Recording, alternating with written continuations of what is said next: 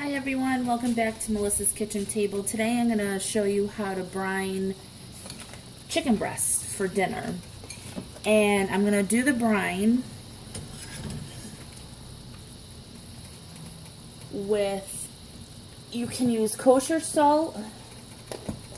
If you use just plain old table salt, you're going to use a little bit less. And now I'm only doing 2 chicken breasts. If you do more, you can double the ingredients. So I'm going to use a 1/4 cup of sea salt. Usually when I cook, I use Himalayan salt. It's just kind of expensive to be doing that and essentially throwing it out after. Table salt is extremely cheap. I don't ever use just plain old table salt. So I did use sea salt for that. That was a 1/4 cup, and we're also going to use a 1/4 cup of light brown sugar. And when I cook these, I'm going to do them as a barbecue chicken, and that's packed brown sugar. We're going to do these as a barbecue chicken, so I'm going to do a barbecue flavor to it. And you can change the flavors as much as you like. So again, that was a 1/4 cup brown sugar, a 1/4 cup of sea salt. That's about a tablespoon of just garlic granules. You can use garlic powder. And probably about a tablespoon or so of onion granules.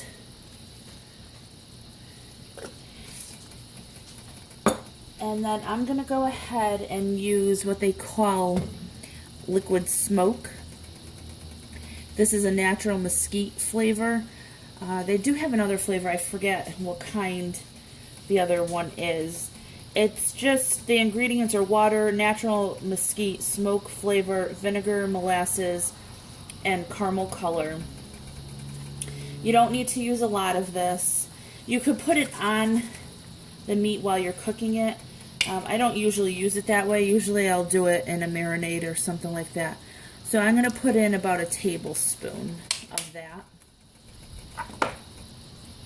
And when you smell it, it smells like a grill, a real smoke grill. Alright, so that's all we're going to be using for the spices. Now, we need enough liquid to cover the chicken breast. So I'm putting this on high to get it started. And I'm using just a quart of water just to start. You could just use a couple cups, like 4 cups like that. And that's just to start this, to dissolve the sugar, to dissolve the salt, and all the other flavorings in there. Alright, so once this comes to a boil, we're going to let it dissolve, and we'll be right back.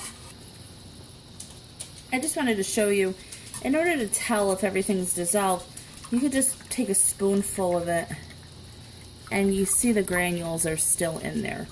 So you're going to want to let that go a little bit longer. Also, I've noticed that certain organic sugar is thicker than a regular, just generic white sugar, and they do take a little bit longer to dissolve as well. I wanted to show you another tip about brown sugar, because it does go bad really quick.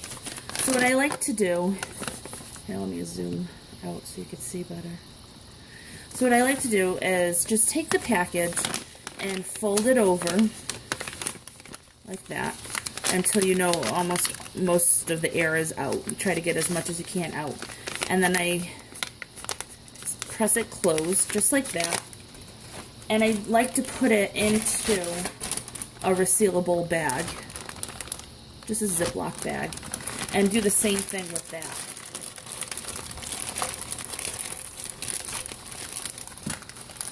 I've had this sugar, for maybe 6 months now. I don't use a lot of brown sugar, and it's just as soft as when I bought it.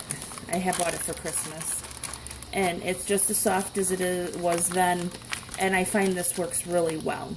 So again, as soon as this has dissolved, we'll be back. Okay, so I've moved you over to the sink. This is done. And we want this to cool down. You're not going to put the chicken in this. That would boil the chicken.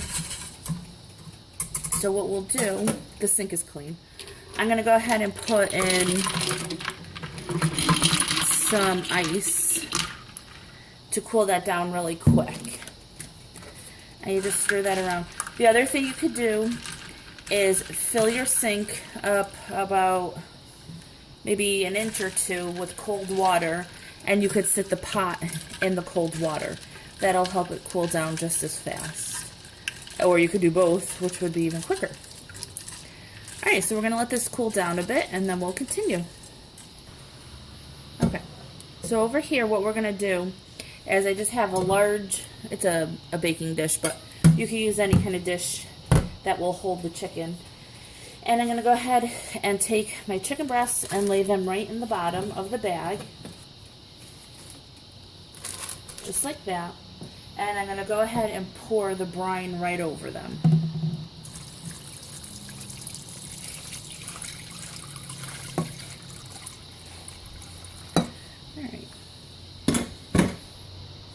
Alright, so there's enough in there. I don't need to put any more.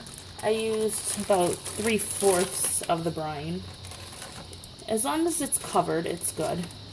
So I start to close most of it and push all the air out. Alright, so you're going to let that sit in the brine. It says anywhere from 30 minutes to 2 hours.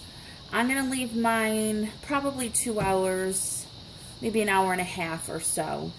And then you just take it out of the brine, wash it off under cold water, and you could just grill it, just like that. I think we're going to put some barbecue sauce on it, and we'll grill it first and then put a little barbecue sauce on it. But you don't have to. You could just throw it on the grill just the way it is with a little bit of oil so it doesn't stick. And you're all set. You just want to make sure you rinse it, because you're going to rinse all that salt off of it. You don't want to leave all that salt on there, because then it'll be too salty. And you also don't want to salt the meat again before you grill it, as you would normally do. If you like this video, please give it a thumbs up, hit subscribe, and we'll see you next time. Bye.